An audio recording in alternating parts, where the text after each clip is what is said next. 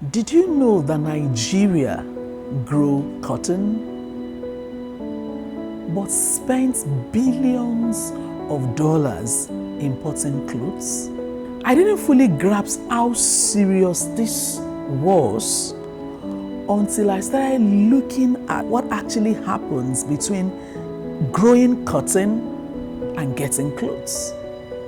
We talk so much about exporting Nigerian fashion, and that is very, very good. That is commendable and needed.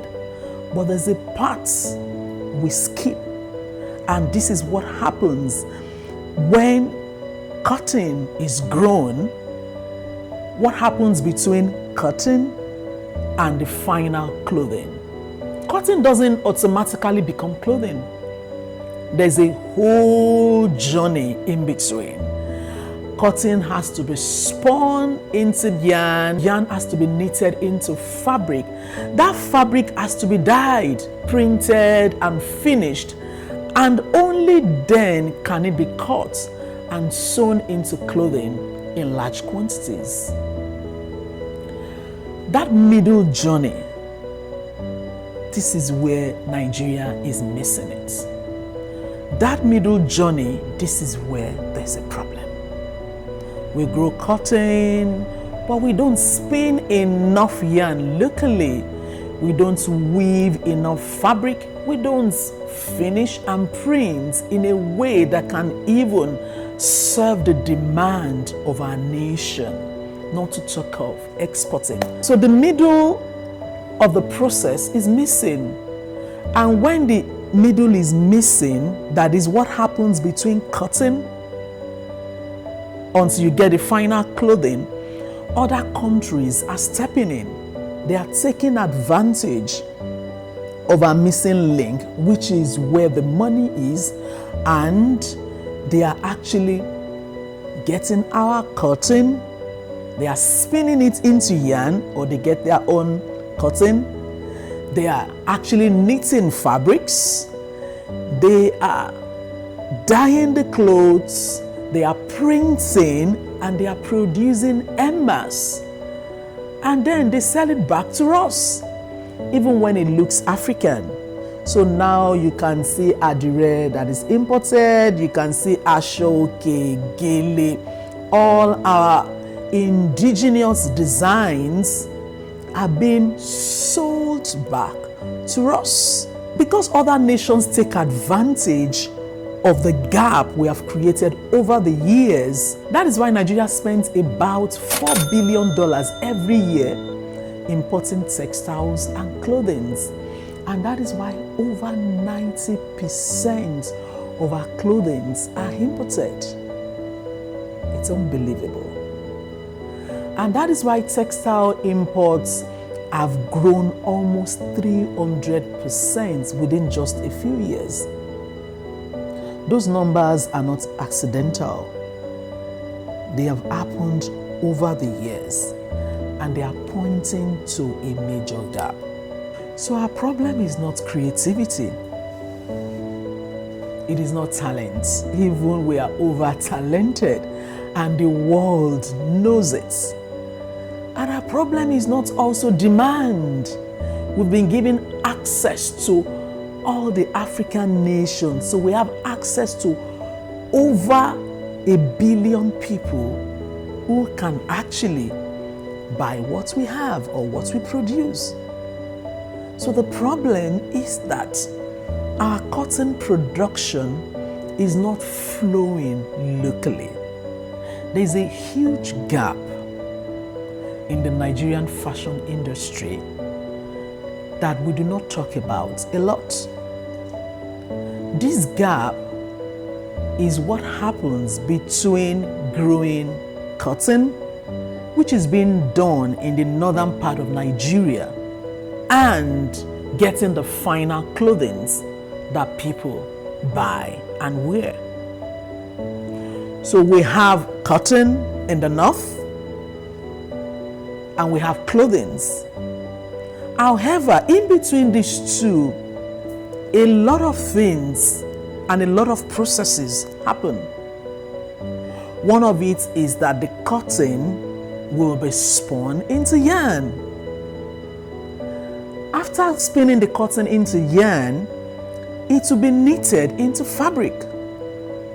Then after knitting it into fabric, then we go into the stage where the fabric will be dyed, printed, and all manners of things will be done to prepare the fabric. Finally, before it gets to the stage where you will cut it and begin to make it into what you know. And of course, we have, polyester and the rest. However, in Nigeria, we have cotton, which is the primary ingredient, and not everyone in the world has it. But when we have our cotton, we do not have a system in place that ensures that our cotton is being spun into yarn. I remember, I think a few years ago, I was developing a product for a client from the US, and he wanted to use Grange fabric. So Grange fabric is actually cotton undyed and untreated, fabric undyed, untreated, just fabric in its plain sense. Then, number one, they were not used to somebody asking for such type of fabric.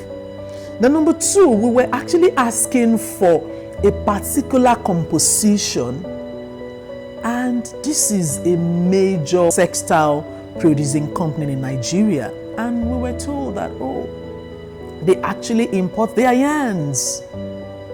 So their yarns are not from Nigeria. So the moment they get the cotton, what we do, we export raw materials. And if anybody exports raw materials, you can get a lot of money. So what we are doing is we are exporting raw materials. Then the people of the world or other nations, other fashion economies get this raw material and they spun it into yarn.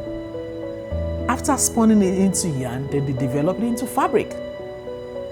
They knit it into fabric. So that is where you can have your knitted fabric, or you have your woven fabric, and you have all manners of fabric. Then it goes to the next stage. That is when you have, maybe it is dyed, it is printed. That is when you also even have all designs. Like what I'm wearing now, it's kind of pleated. So you have this, pleated fabric, you have the pleated ones, you have different types of preparation that can be done on a fabric. You have embossed printing, just like the damask, the address, all the ones that are showcased. So they go through a system before it gets to the final stage where they will be made into final clothing.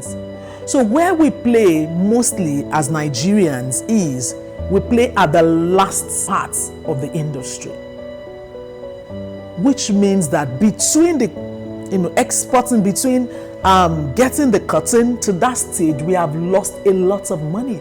And the unbelievable part is that in a year, we actually spend $4 billion. Yes, $4 billion to actually import textiles. So what I think about is that the world knows how Nigerians love fashion. We're very fashionable. We are very creative. When we wear clothes, we have story behind it. We even get bored easily. And what I mean by that is when you have a particular style, after a while, people are tired. They want to move into something else. So what I feel is happening is that the world is actually studying us, studying our behavioral pattern, our demand pattern, and with the understanding that we have over 200 million target markets in Nigeria. Then when you now also consider the African continental trade arrangements, which gives us access to billions of Africans, then who is not going to take advantage of that?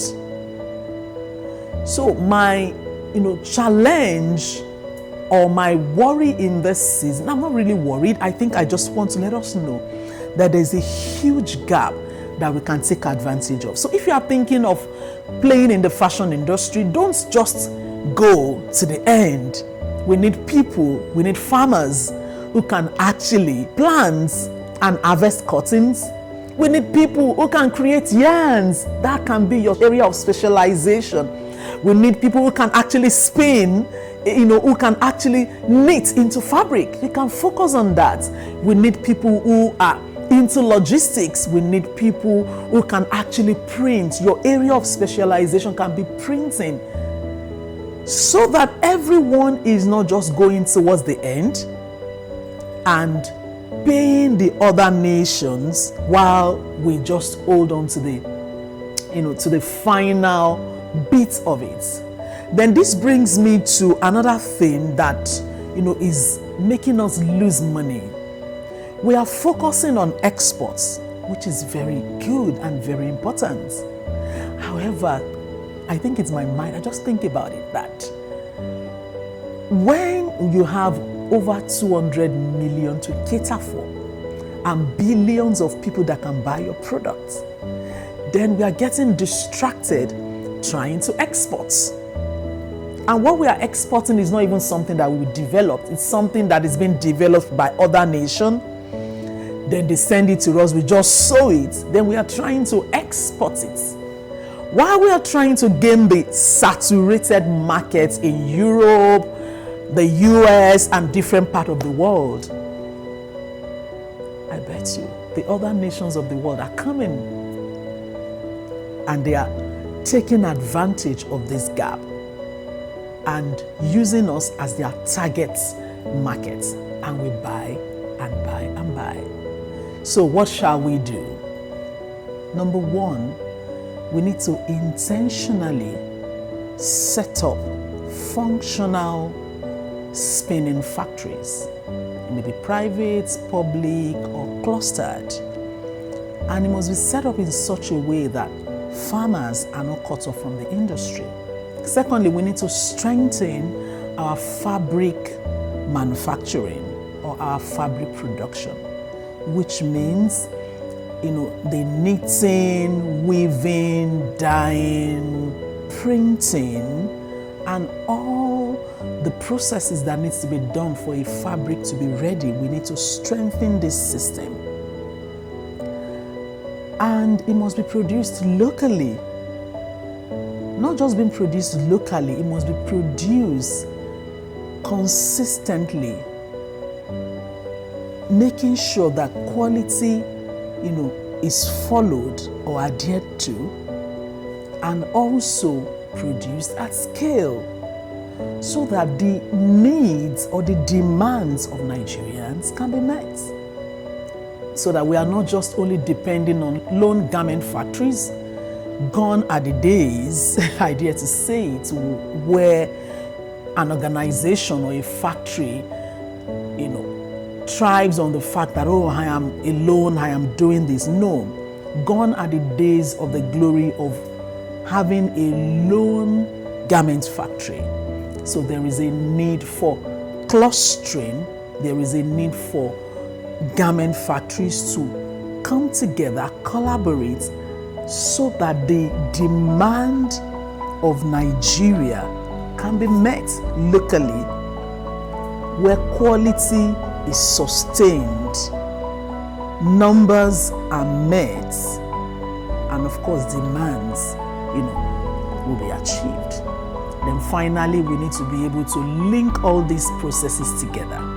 So link the farmers to the fabric producers, link the fabric producers to the garment manufacturers, and of course link the logistic companies, link everyone together. With that, we'll be able to bridge this gap, and it will be only a matter of few years. Nigeria is going to become one of the leading fashion economies in the world. Thank you for watching this channel. Do not forget to like and subscribe to this channel. See you in the next episode. My name is Omolade Oshinobi. Sign out.